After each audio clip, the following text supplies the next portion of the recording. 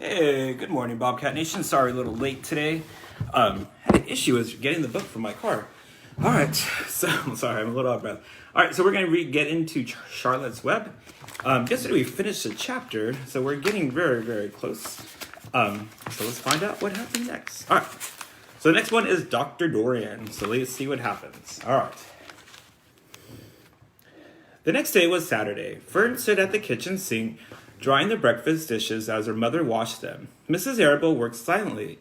She hoped Fern would go out and play with the other children, instead of heading for the Zuckerman's barn to sit and watch the animals. Charlotte is the best storyteller I've ever heard, said Fern, poking her dish towel into a cereal bowl.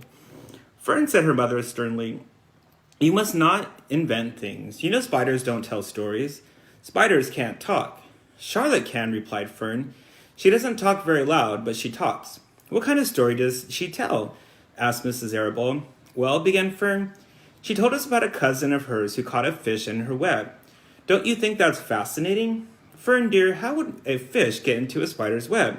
Said Mrs. Arable. You know it couldn't happen. You're making this up. Oh, it happened all right, replied Fern. Charlotte never fibs. Fibs is another word for a lie.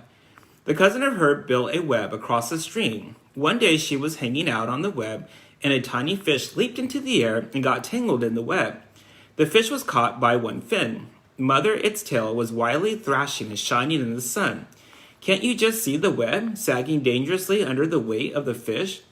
Charlotte's cousin kept slipping in, dodging out, and she was beaten mercilessly over the head by a wildly thrashing fish, dancing in, dancing out, and throwing. Fern snapped her mother. Stop it! Stop inventing these wild tales. I'm not inventing, said Fern. I'm just telling you the facts. What finally happened? Asked her mother, whose curiosity began to get the better of her. Charlotte's cousin won. She wrapped the fish up, then she ate it, and then she got good and ready. Spiders have to eat, the same way the rest of us do. Yes, I suppose they do, said Mrs. Arable vaguely. Charlotte has another cousin who's is a balloonist. She stands on her head, lets out a lot of line, and is carried aloft in the wind. Mother, wouldn't you simply love to do that? Yes, I would, come to think of it, replied Mrs. Arable. But Fern, darling, I wish you would pay outdoors instead of going to Uncle Homer's barn. Find some of your playmates and do something nice outdoors. You're spending too much time in that barn. It isn't good for you to be alone so much. Alone, said Fern. Alone? My best friends are in that barn cellar. It's a very sociable place. Not all lonely. Fern disappeared for a while, walking down the road toward the Zuckermans. Her mother dusted the sitting room, and she kept thinking about Fern. It didn't seem natural for a little girl to be so interested in animals. Finally, Mrs. Arable made up her mind, and she would pay a call to old Dr. Dorian and ask for his advice. She got in the car and drove to his office in the village. Dr. Dorian had a thick beard. He was glad to see Mrs. Arable and gave her a comfortable chair. It's about Fern, she explained. Fern spends entirely too much time in the Zuckerman's barn. It doesn't seem normal. She sits on a milk stool in a corner of the barn cellar near the pig pen and watches animals hour after hour. She just sits there and listens. Dr. Dorian leaned back and closed his eyes. How enchanting, he said. It must be real nice and quiet down there. Homer had some sheep, hasn't he? Yes, said Mrs. Arable, but it's all started with that pig we let Fern raise on a bottle. She calls him Wilbur. Homer brought the pig, and ever since it was left our place, Fern has been going to her uncle's house to be near it. I've been hearing things about that pig, said Mr. Dorian, opening his eyes. They say he's quite a pig. Have you heard about the words that appeared in the spider web? Asked Mrs. Arable nervously. Yes, replied the doctor. Well, do you understand it? Asked Mrs. Arable. Understand what?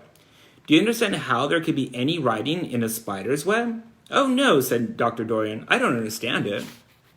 That's interesting. But for that matter, I don't understand how a spider learned to spin a web in the first place. When the words appeared, everyone said they were a miracle, but no one pointed out that the web itself is a miracle. This is an important part, children. What's miraculous about a spider web? Said Mrs. Arable. I don't see why you say a web is a miracle. It's just a web. Ever try to spin one? Asked Dr. Dorian. Mrs. Arable shifted uneasily in her chair. No, she replied, but I can crochet a dolly and I can knit a sock. Sure, said the doctor, but somebody taught you, didn't they? My mother taught me. Well, who taught a spider? A young spider knows how to spin a web without any instructions from anybody. Do you regard this as a miracle? I suppose so, said Mrs. Arable. I never looked at it like that before. Still, I don't understand how those words got into the web. I don't understand it, and I don't like what I don't understand. None of us do, said Dr. Dorian, sighing. I'm a doctor. Doctors are supposed to understand everything, but I don't understand everything, and I don't intend to let it worry me. That's good words to life right there, children. There's an old saying, all I know is I don't know nothing, right? And you can't know absolutely everything. And I think that's part of being like just normal and human, just to say, yeah, I don't know, right? There's nothing to be ashamed of. And I really appreciate this character's point of view. Mrs. Arable fidgeted. Fern says that animals talk to each other. Dr. Dorian, do you believe animals talk? I've never heard one say anything, he replied, but that proves nothing. It is quite possible that an animal has spoken civilly to me and that I didn't catch the remark because I wasn't paying attention. Children pay better attention than grown-ups. If Fern says that the animals in Zuckerman's barn talk, I'm quite ready to believe her. Perhaps if people talked less, animals would talk more. People are incessant talkers. I can give you my word on that. Well, I feel better about Fern, said Mrs. Arable. You don't think I need to worry about her? Does she look well? Asked the doctor. Oh, yes. Appetite good? Oh, yes. Always hungry. Well, sleep at night? Yes. Then don't worry, said the doctor. Do you think she'll ever start thinking about something besides pigs and sheep and geese and spiders? How old is Fern? She's 8. Well, said Dr. Dorian, I think she will always love animals. But I doubt that she spends her entire life in Homer Zuckerman's barn cellar. How about boys? Does she know any boys? She knows Henry Fussy, said Mrs. Arable brightly. Dr. Dorian closed his eyes and went into a deep thought. Henry Fussy, he mumbled. Remarkable. Well, I don't think you have anything to worry about. Let Fern associate with her friends in the barn if she wants to. I would say, offhand, that spiders and pigs are fully as interesting as Henry Fussy. Yet I predict that one day will come when even Henry will drop some chance remark that catches Fern's attention.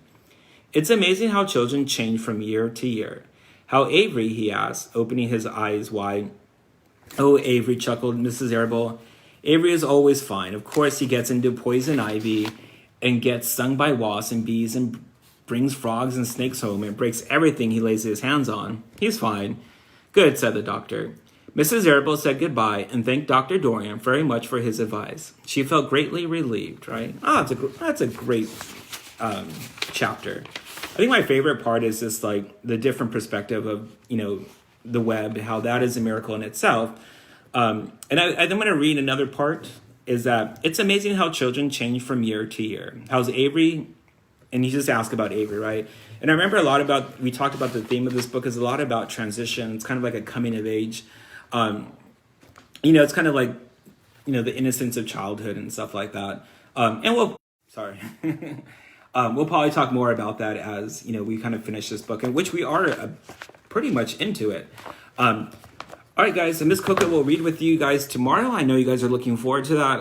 I will see you next week. I believe we'll probably on Tuesdays and Thursdays, kind of normal times. I know some of you are going to pick up your workbooks on Monday and Tuesday, and I will be there, so it'll be kind of nice to see you. I know some of you guys came yesterday and the day before. It's just nice seeing your faces up back on campus at the site. Well, I hope you have a good weekend and stay safe. Sorry about that. All right, I will talk to you guys later. Bye.